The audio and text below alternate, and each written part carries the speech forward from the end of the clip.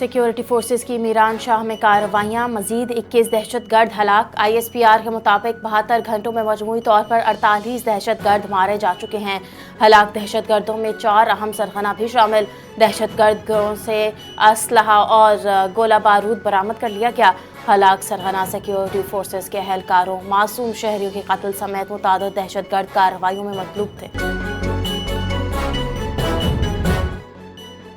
آئندہ مالی سال کے وفاقی بجٹ میں کراچی کے بلک واٹر سپلائی کے 4 منصوبے کے لیے 10 ارب روپے مختص۔ دستاویز کے مطابق دیر پاس شہری ترقی اور ہاؤسنگ شعبے کے لیے 54 ارب 60 کروڑ روپے، دیامر بھاشا ڈیم کے لیے 14 ارب، مہمن ڈیم کے لیے 22 ارب روپے مختص۔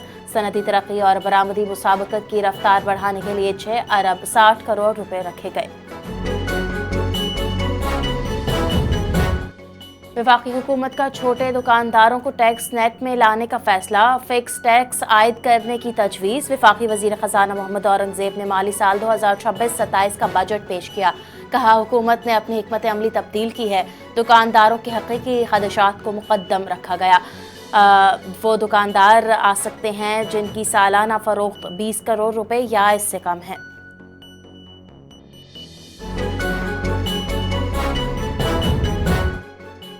بجٹ تقریر میں سرکاری ملازمین کی تنخواہوں میں 7% اضافے کی تجویز۔ وفاقی کابینہ میں سرکاری ملازمین کی تنخواہوں کا حتمی فیصلہ کیا جائے گا۔ وزیر خزانہ کی بجٹ تقریر میں ملازمین کی تنخواہوں میں 7% اضافہ، جبکہ ریٹائرڈ ملازمین کی پینشنز میں بھی 7% اضافے کی تجویز۔ کابینہ نے خصوصی اجلاس میں تنخواہوں میں 10% اضافے کی منظوری دے دی۔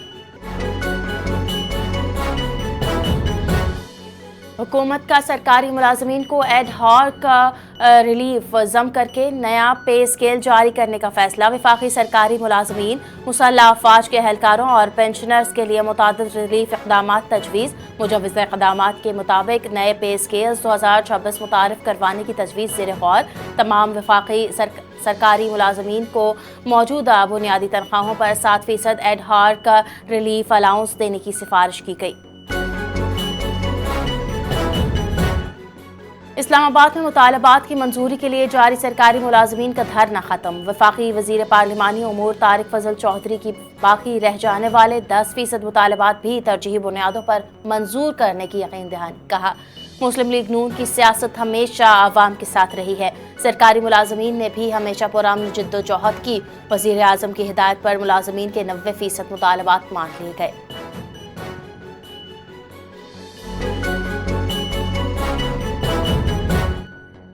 وزیر داخلہ محسن نقوی نے فیڈرل کانسٹیبلری ٹریننگ سینٹر شب قدر کا دورہ کیا، فورس کی آپریشنل تیاریوں اور تربیت کا جائزہ لیا، اہلکاروں کی جدید تربیت کے معیار کو سراہا۔ اسپیشل پروٹیکشن ونگ کو ترقی یافتہ ممالک کی طرز پر جدید فورس بنایا جا رہا ہے۔ وزیر داخلہ محسن نقوی کی گفتگو۔ کہا اسپیشل پروٹیکشن ونگ غیر ملکی مہمانوں کو عالمی معیار کی سیکیورٹی فراہم کرے گا۔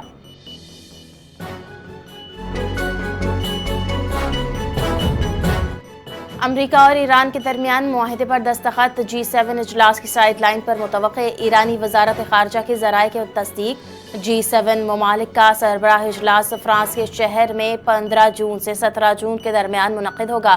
ممکن ہے ڈیل پر دستخط اجلاس سے ایک روز پہلے یعنی 14 جون ہی کر لیے جائیں۔ بطور اہم ترین ثالث پاکستان کی وزارت خارجہ کا اعلیٰ ترین سطح پر وفد بھی اس اہم تقریب میں موجود ہوگا۔